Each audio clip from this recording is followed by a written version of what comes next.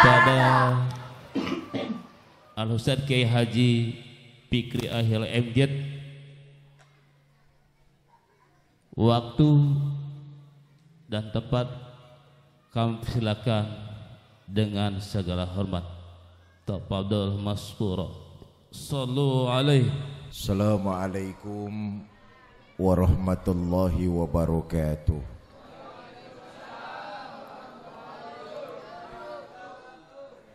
Bismillah walhamdulillah wassalatu wassalamu ala rasulillah Sayyidina Muhammad ibn Abdullah wa ala alihi wa sahbihi wa mawalah, amma ba'du. Yang mulia para ulama, para kiai, para asatiz dan asatizah, wabil khusus guru kita Bapak Kiai Haji Ahmad Jerijis, matanallah bituli hayatih. Yang saya hormati para tokoh masyarakat,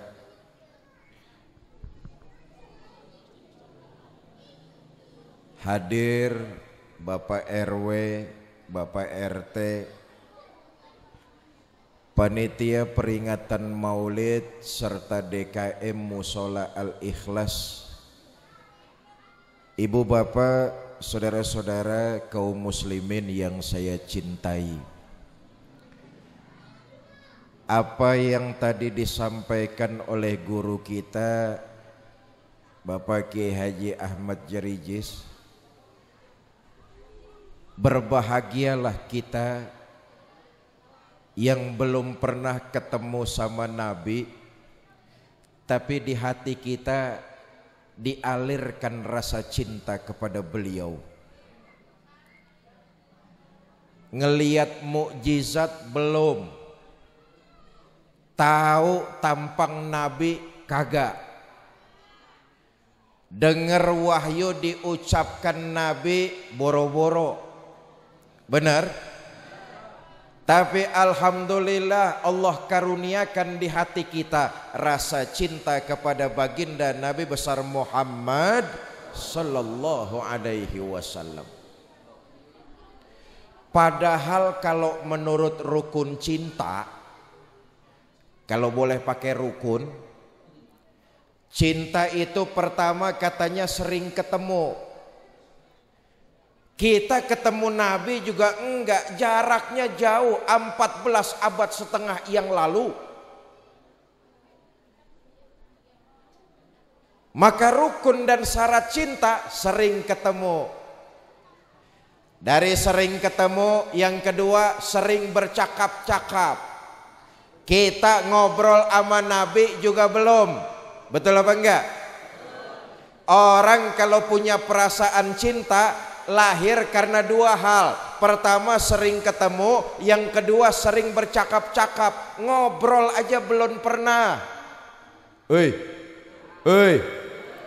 Yang ketiga, cinta bisa lahir katanya dari sering ketemu, sering ngobrol. Yang ketiga, terjadi sentuhan-sentuhan lembut. Kita ini belum pernah itu semua kita lakukan dan kita alami. Tapi alhamdulillah Allah karuniakan di hati kita perasaan penuh dengan cinta kepada baginda Nabi besar Muhammad sallallahu alaihi wasallam. Minta tolong bang, ehonya matiin aja bang. Cek 1 2, dah. Bassnya setengah aja, jangan kebangetan gede. Cek 1 2, dah. Ini panitia soundnya udah lunas apa belum ini? Nah, makasih, jangan dioprek-oprek lagi. Nah, persoalannya jujur, kita nih sekarang baru cuma sekedar pinter ngaku jadi umat Nabi. Tiap tahun kita bikinin maulid, di mana majelis kita hadir, mulut fasih bener, cinta sama Nabi, umat Nabi, ngaku. Lah tibang ngaku mas siapa juga boleh. Betul apa kagak? ketimbang ngaku siapa juga bisa. Bu, ibu kenal sama Jokowi? Ngaku loh. Jokowi kenal sama ibu? Kasihan deh.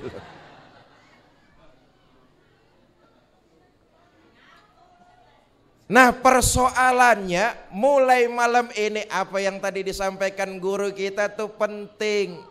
Perlu kita jadikan catatan. Jangan cuma sekedar pandai ngaku. Mulai malam ini dan seterusnya, ayo kita tingkatkan rasa cinta kita kepada baginda Nabi. Dengan apa? Pertama, dengan memperbanyak ibadah sesuai dengan kemampuan kita masing-masing.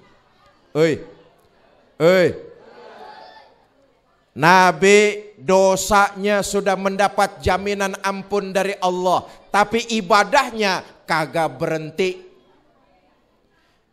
Beda sama orang kampung dongkal. Ini kampung dongkal ini ya.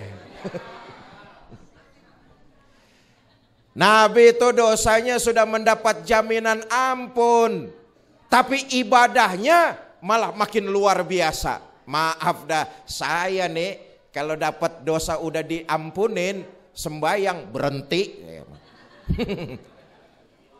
Nabi enggak, dosa sudah mendapat jaminan ampun, sholatnya luar biasa, ibadahnya makin ditingkatkan.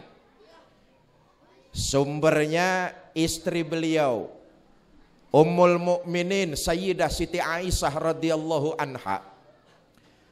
Kata Sayyidah Aisyah, satu malam selesai saya sholat isya, saya siap-siap mau tidur. Saya lihat suami saya Rasulullah Shallallahu Alaihi Wasallam.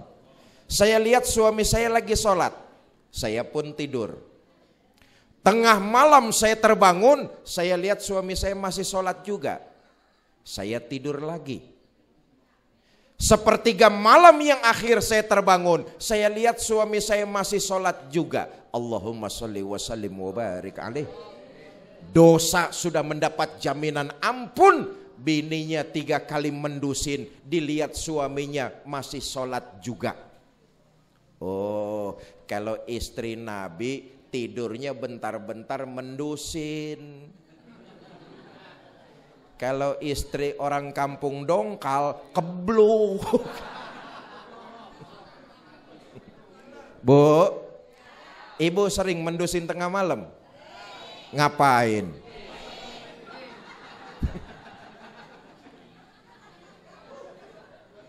Sepertiga malam yang akhir saya lihat suami saya masih sholat juga. Saya tungguin dah. Selesai suami saya sholat, saya paranin, saya tanya, Bang, ada apa yang? Tuh, Nabi itu kalau sama istrinya tipe suami romantis. Ayo lihat lagi sirah nabawiyah. Nabi kalau manggil bininya, ya Humaira, hai yang kemerah-merahan. Bahasa anak sekarangnya, ada apa beb? Lah ini ngajarin kita nih Pak nih, suami. Para suami kudu romantis kalau manggil bini. Nabi nyontoin tuh. Panggilan emang kelihatannya sepele, tapi dapat membangkitkan keharmonisan dalam berumah tangga. Maaflah, kita ini para suami kan kadang-kadang enggak. Ama bini kebangetan jujur tapi nyelekit. Udah tahu bininya hitam, kalau manggil buluk, sini loh, sini. Jujur tapi nyelekit. Ada apa yang? Bang, abang kan dosanya sudah mendapat jaminan ampun dari Allah. Tapi kalau sholat jangan gitu-gitu amat, ngapa sih bang? Lihat. Sayyidah Siti Aisyah bukan tipe istri yang cerewet. Wajar Sayyidah Siti Aisyah khawatir kalau suaminya ngapa-ngapa. Maka kalau ditanya sama istri wajar. Kenapa? Istri takut suaminya ngapa-ngapa. Kalau ngapa-ngapa istri juga yang bakalan susah. Sesungguhnya Sayyidah Siti Aisyah khawatir sama suaminya. Makanya nih Pak.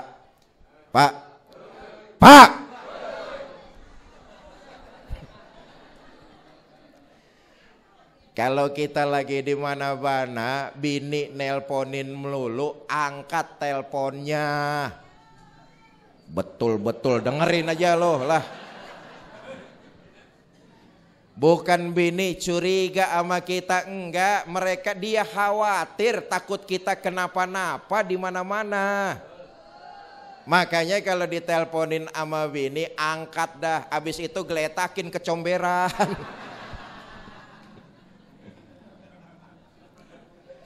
Abang kan dosanya sudah mendapat jaminan ampun dari Allah. Kalau sholat jangan gitu-gitu banget, ngapa sih bang? Dapat setengah protes dari istrinya, apa jawab baginda Nabi? Aisyah, afala uhibbu an akuna abdan sakuro. Kamu pikir saya nggak senang? Oleh Allah saya mendapat gelar abdan sakuro, hamba yang pandai bersyukur. Makin diampuni dosa saya, makin saya bersyukur kepada Allah. Makin diampuni dosa saya, ibadah saya makin saya tingkatkan. Nah, ini saya garis besar. Kalau kita ngaku cinta sama Nabi, ibadah kita tingkatkan sesuai dengan kemampuan kita masing-masing. Tentu kekuatan dan kemampuan kita berbeda-beda, betul? Kekuatan dan kemampuan kita dalam beribadah tidak sama. Maka mulai malam ini azam yang kuat dalam hati. Mulai hari ini dan seterusnya ada upaya untuk meningkatkan kualitas ibadah. Kenapa? Supaya di akhirat nanti diaku umat baginda Nabi besar Muhammad. Luar biasa jadi seorang muslim. Ketika seseorang melakukan perbuatan-perbuatan baik, jika itu diniatkan hanya mencari keridhaan Allah, ini dicatat sebagai sebuah ibadah dan dilipat gandakan pahalanya. Mudah-mudahan nih yang hadir di sini nih dicatat sebagai sebuah ibadah dan dilipat gandakan pahalanya. Luar biasa umat Islam. Perbuatan baik yang ia kerjakan hanya mencari keridhaan Allah dicatat sebagai sebuah ibadah dan insya Allah dilipat gandakan pahalanya. Cuma masalahnya kita nih dalam berbuat baik jangan pernah pilih-pilih, jangan pernah pandang bulu. Berbuat baik mah jangan pilih kasih, jangan pandang bulu. Kadang-kadang kita nih kalau mau berbuat baik pakai lihat-lihat dulu sih. Lu kan bukan orang kampung gua, ngapain gua bantu? Ada begitu yang di sini ada. Yang mana orangnya?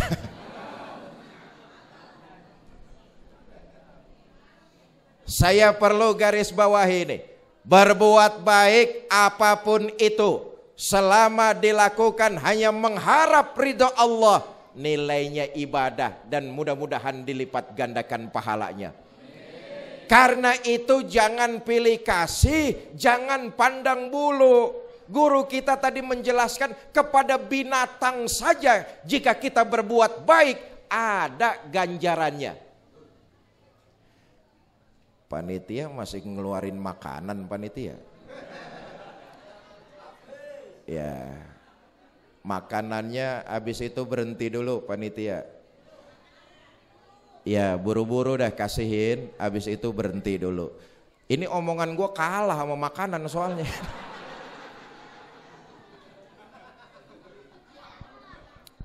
Sampai mana gue ngomong tadi dah tuh? Tuh, guru kita tadi sudah menjelaskan kepada binatang saja kita diajarkan berbuat baik, jangan pilih kasih. Kata Nabi, iza zabahtum, kalau kamu menyembelih hewan korban, asah dulu pisaumu. Jangan motong ayam pakai pisau tumpul. Kenapa? Tidak berperi kebinatangan. Loh, itu kasih sayang kepada makhluk Allah tuh. Betul apa enggak? ada ganjarannya, nilainya ibadah, dan insya Allah berlipat ganda pahalanya. Di fikih tuh kita diajarin makruh orang laki kencing di atas tanah yang berlobang, makruh. Jangan kencing di atas tanah yang berlobang. Kenapa? Siapa tahu di dalam tanah yang berlobang itu ada semut. Lagi pada rapat membahas pemasangan konblok jalan. Apa salahnya tuh semut kelojotan kita kencingin mati semua? Karena itu berbuat baik jangan pilih kasih, jangan pandang bulu. Nabi nyontoin itu. Dulu di pojokan kota Madinah tuh ada Yahudi tua buta. Tiap hari Nabi datang ngasihin makanan, nyuapin makanan. Ayo kita lihat. Nabi orang Mekah, ini orang Madinah. Nabi pemimpinnya orang-orang beriman, ini Yahudi kelotokan. Nabi datang tiap hari nyuapin. Lagi enak-enaknya disuapin sama Nabi tuh Yahudi.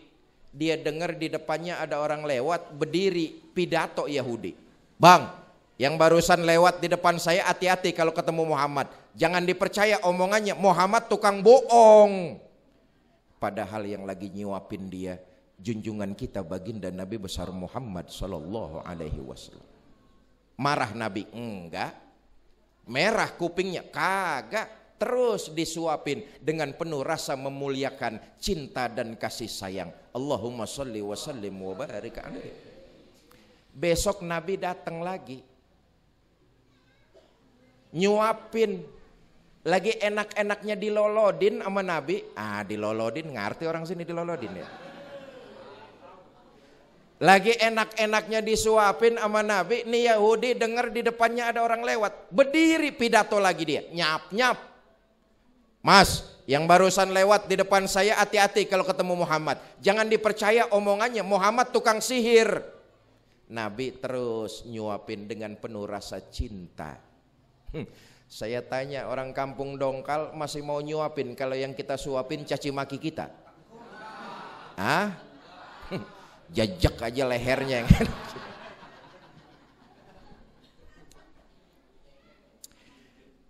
Ketahuilah ibadah yang kita lakukan, perbuatan baik yang kita kerjakan, seluruh manfaatnya akan kembali buat diri kita. Allah enggak ngambil keuntungan sedikit pun dari perbuatan baik yang kita kerjakan. Allah enggak ngambil keuntungan sedikit pun dari ibadah yang kita laksanakan. Seluruhnya manfaat itu akan kembali buat diri kita. In ahsantum ahsantum li anfusikum wa in asatum falaha. Kalau kamu berbuat baik, kebaikan itu akan kamu terima. Kalau kamu berbuat jahat, kejahatan itu akan kembali menimpa dirimu sendiri. Sekampung dongkal orang kagak ada yang sholat, Allah kagak bakalan pensiun jadi Tuhan. Bener apa kagak? Setanggerang orang pada bakhil, pelit, medit, koret, apaan lagi dah tuh? Pantat kuning. Setanggerang orang pada pelit, Allah nggak bakalan bangkrut jadi Tuhan. Kebaikan dan ibadah yang kita kerjakan, manfaatnya akan pulang buat diri kita masing-masing. Umpama nih, nanti selesai pengajian, Bu, Ibu ngamplopin saya 10 juta. Umpama lah. Zohirnya ibu berbuat baik kepada saya, tapi hakikatnya ibu berbuat baik bagi diri ibu sendiri. Kalau kita berbuat baik kepada orang lain, bukan kita membantu orang tersebut, tapi hakikatnya kita membantu diri kita masing-masing. Kenapa? Kebaikan, amal ibadah, itulah yang akan menemani perjalanan kita di alam barzah. Maaf, ini kan calon-calon penghuni kubur ini. Betul ya? Nih semuanya nih calon-calon mayit. Ui. Kata Nabi, yang nganterin jenazah kita entar ke kuburan itu cuma 3. Ahluhu wa maluhu wa amaluhu. Keluarga, harta, amal. Nih yang nganterin kita ke kubur. Tapi sayang yang 2 pulang. Siapa yang 2? Ahluhu wa maluhu. Keluarga dan harta pulang. Harta yang kita cari siang malam pagi sore engkak-engkung. Kaki jadi pala, pala jadi kaki. Hanya akan jadi rebutan ahli waris kita aja. Mobil yang segitu mewahnya keluaran terbaru kita beli. Begitu jasad kita masuk ke liang kubur, mobil balik ke dalam garasi. Motor yang selalu kita elap-elap, kita sayang-sayang, pulang kagak bakalan nemenin. Jangankan mobil, jangankan motor, tiker rombeng ketinggalan masih dipungut dibawa pulang. Betul apa enggak? Harta bakalan pulang. Keluarga juga begitu, bakalan pulang. Anak yang dilahirkan, dibesarkan penuh dengan kasih sayang, dididik, disekolahkan. Begitu kita masuk ke liang kubur, walaupun tuh anak ngomongnya sayang sama orang tua, begitu kita masuk ke dalam kubur, diuruk pakai tanah, nginjeknya paling kenceng tuh bocah. Suwe emang tuh.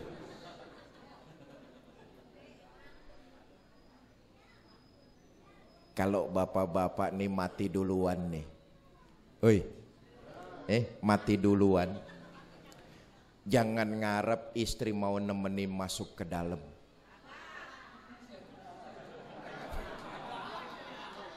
Yang belakang bininya siapa sih nyautin mulu nih.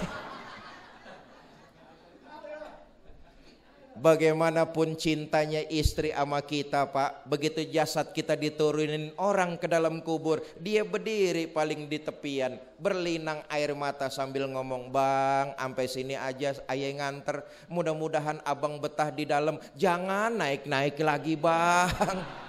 Gak bakalan. Bu, sekarang kalau ibu-ibu dah yang mati duluan. Mati duluan.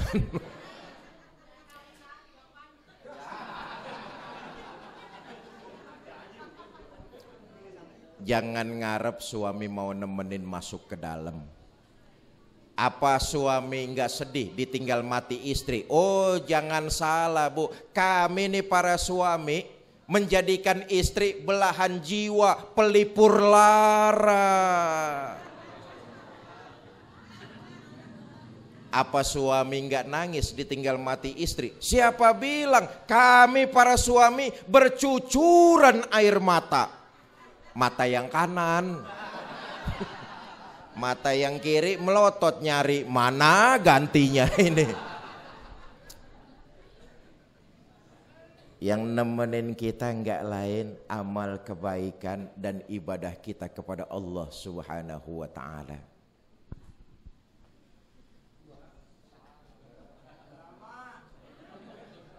Iya, gue cuman ngelihat jam doang lah. Lu masih lama, patungan goceng doang masih lama.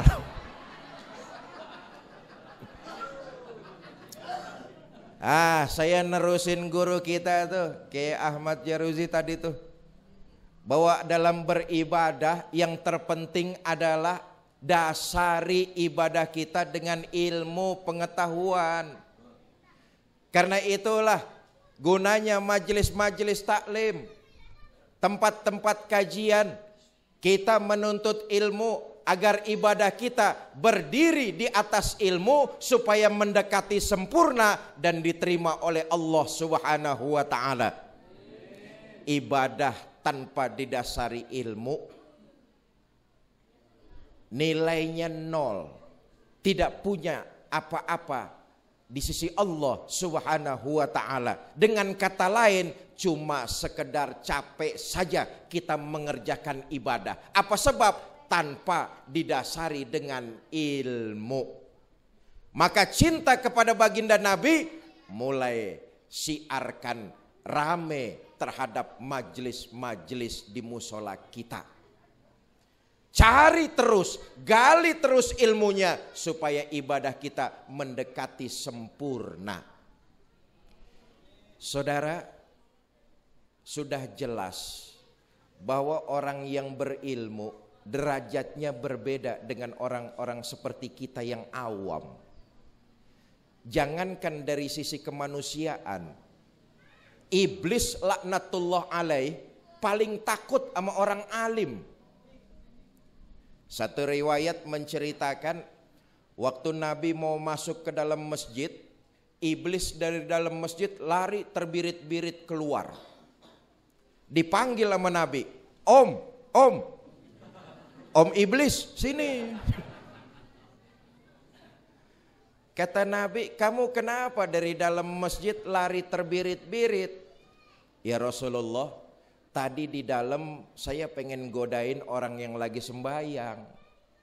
Terus saya angak-ongok di pojokan ada orang yang lagi tidur. Saya takut setengah mati, makanya saya buru-buru keluar. Kata Nabi, sampean aneh. Sama orang yang lagi sembahyang berani, sama orang yang tidur takut. Ya Rasulullah, yang sembahyang itu mah orang goblok. Yang lagi tidur itu orang alim. Yang sembahyang karena dia goblok, paling gampang saya kilik-kilik hatinya. Saya korek sebentar juga hatinya batal sembahyangnya. Tapi kalau dia batal sholatnya, yang alim bangun, dia ngajarin cara sholat yang khusyuk, saya nggak bakalan bisa gangguin tuh orang lagi. Saya mendingan ngalah dah, sekarang saya menghindar, besok malam saya godain lagi. Pentingnya majelis-majelis taklim di musola kita, supaya kita jauh dari was-was yang digoda oleh iblis laknatullah alaih. Dulu ada anekdot saudara, orang beribadah yang gak pakai ilmu. Ada dua orang anak muda sholat berjamaah, yang satu jadi imam, yang satu jadi makmum. Sholat dua orang anak muda ini di atas balai. Balainya terbuat dari bambu. Begitu lagi tahiyat, rupanya punya imam kejepit. Imamnya kaget lalu teriak, aduh saya kejepit. Sholatnya batal apa enggak tuh? Batal. Kudunya makmum nerusin pekerjaan imam. Tapi karena makmum sama-sama kagak ngerti ilmunya, dia dengar imam teriak aduh malah nyautin, kejepit nih. Ya, bukti cinta kita kepada baginda Nabi, pengajian mingguan di musola Al-Ikhlas. Kalau kita diberikan keluangan waktu, kalau kita diberikan kesehatan, dan kita mohon kepada Allah diberikan keluangan waktu dan diberikan kesehatan, sehingga kita bisa ikut pengajian di musola tercinta ini. Tidak lain dan tidak bukan, itu tadi saya kembali ke awal, supaya di akhirat nanti kita semua diaku umat baginda Nabi besar Muhammad sallallahu alaihi wasallam dan mendapat syafaat beliau. Cari pengajian di mana aja. Cari guru sebanyak-banyaknya. Tabarukan. Keberkahan itu ada dua, saudara. Pertama, keberkahan dari kedua orang tua kita. Yang kedua, keberkahan dari guru-guru kita. Maka dua orang ini dalam kehidupan kita tidak akan pernah ada bekasnya. Ada bekas orang tua. Ada bekas guru. Dua orang inilah yang berjasa dalam kehidupan kita. Cari guru sebanyak-banyaknya. Hadir di majelis-majelis ilmu yang lainnya. Cuma pesan saya cuma satu dah. Teliti silsilah gurunya. Kalau keluar dari ahlus sunnah wal jamaah, mendingan kagak usah. cari yang lain aja. Jelas? Jelas? Apalagi di Cipondoh nih, saya yakin betul, saya tahu persis kok. Masyarakat Cipondoh ini kelihatannya memang tampilannya masyarakat tradisional.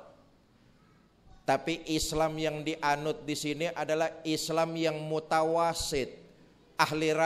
Alirannya Ahlus Sunnah wal Jamaah, mutawasid. Walaupun tampilannya tradisional, tapi mindset dan pemikirannya adalah menampilkan Islam yang moderat. Ini yang sesuai apa yang dilakukan oleh baginda kita Nabi besar Muhammad sallallahu alaihi wasallam. Nabi predikatnya rahmatan lil alamin. Maka kita umat Islam nih, jadilah umat Islam yang moderat, umat Islam yang rahmatan lil alamin. Terakhir, perasaan cinta kepada baginda Nabi besar Muhammad sallallahu alaihi wasallam. Ini merupakan bagian iman.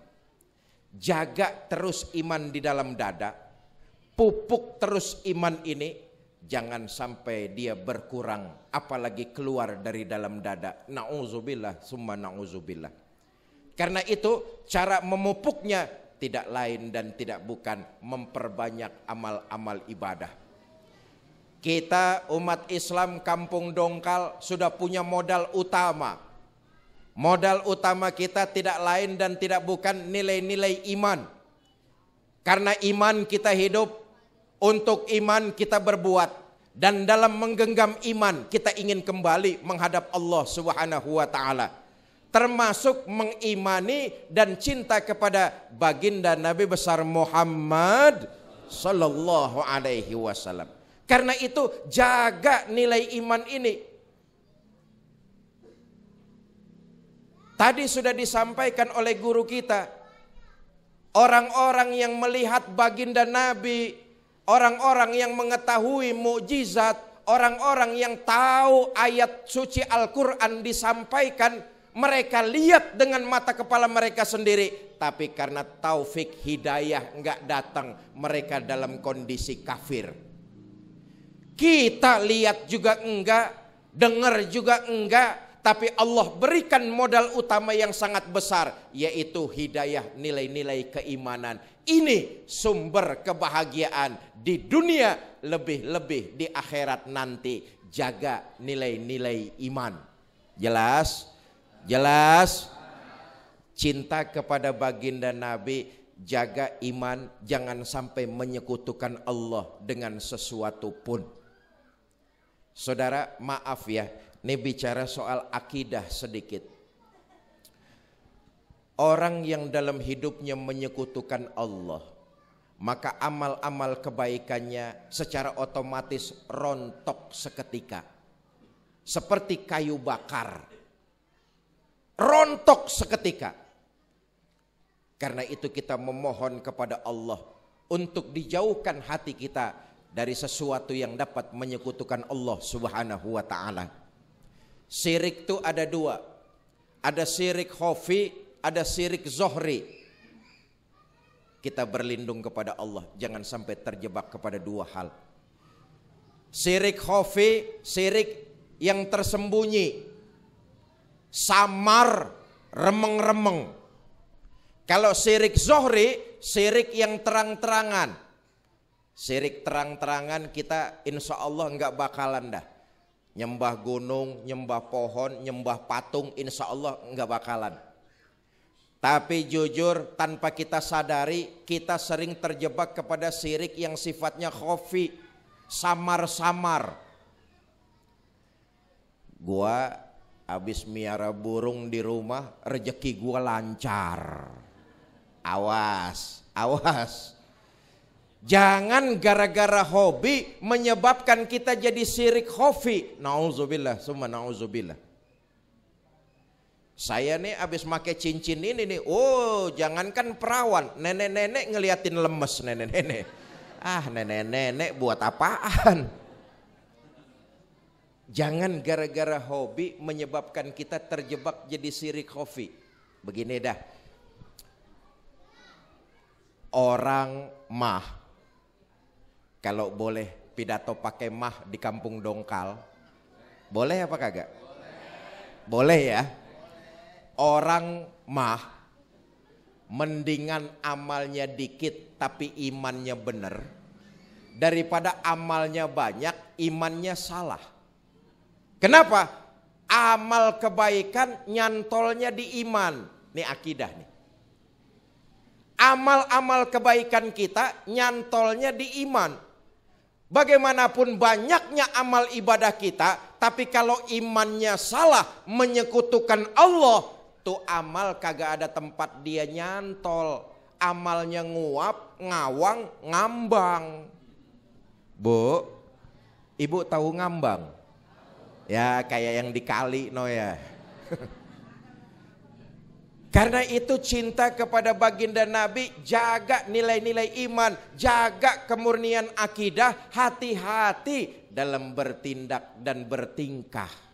Kenapa? Jangan sampai hobi menyebabkan kita terjebak kepada syirik khafi yang ujung-ujungnya menghanguskan amal ibadah kita, berlindung kita kepada Allah Subhanahu wa taala.